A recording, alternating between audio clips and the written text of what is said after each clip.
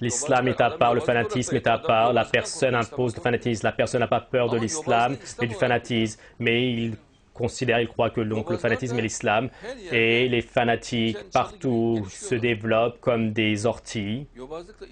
Entre l'islam et le fanatisme, il y a un écart donc de la taille d'une dimension, il y a une grande dimension, une grande différence. Ce qu'il montre en Europe, c'est le fanatisme. Même aux États-Unis, il montre le fanatisme. Et ensuite, il dit pourquoi est-ce que tu es contre nous?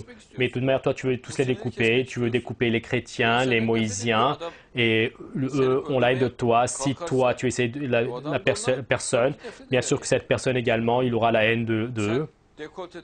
Toi, tu as la haine du décolleté, de la musique, d'une personne qui rit, d'une personne qui s'amuse, et alors lui également, il a la haine de toi.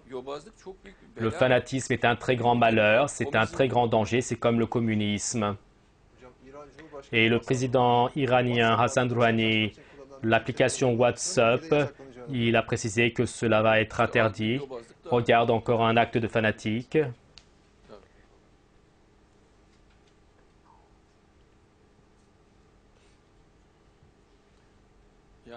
C'est-à-dire, cela sort toujours des musulmans, Hassan Rouhani, et en fait, lui c'est une personne moderne, mais c'est l'application, ils lui font faire une application fanatique, il n'est pas fanatique, c'est une personne moderne, mais les fanatiques autour de lui, lorsqu'ils font de la pression, lui, il est en mesure de faire cela.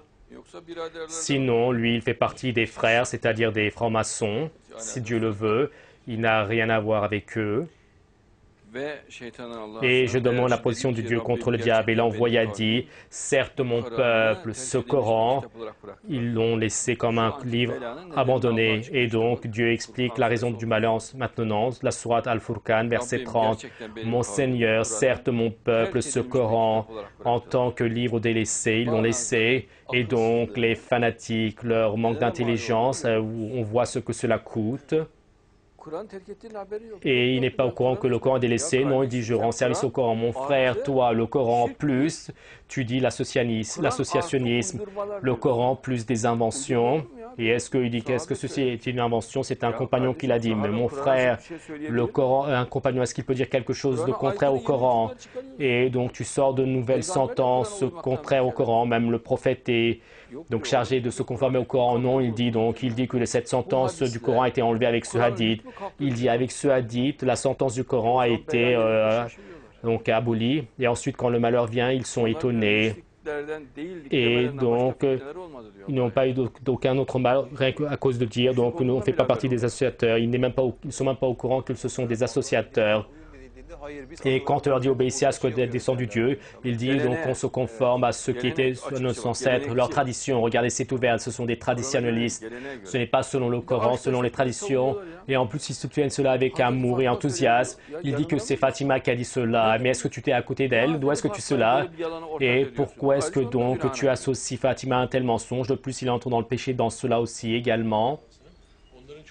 Et donc, la plupart d'entre eux sont ignorants, ils ne connaissent pas le Coran, et ce qu'ils savent, ce sont des choses qui ne tiennent sur rien, ce ne sont que des conjectures. Avec des conjectures, des hypothèses, ils mentent, dit Dieu le Très-Haut, et on leur dit d'où est-ce, de toute manière, ils disent ceci est une conjecture. Et donc, et avec une hypothèse, tu mens.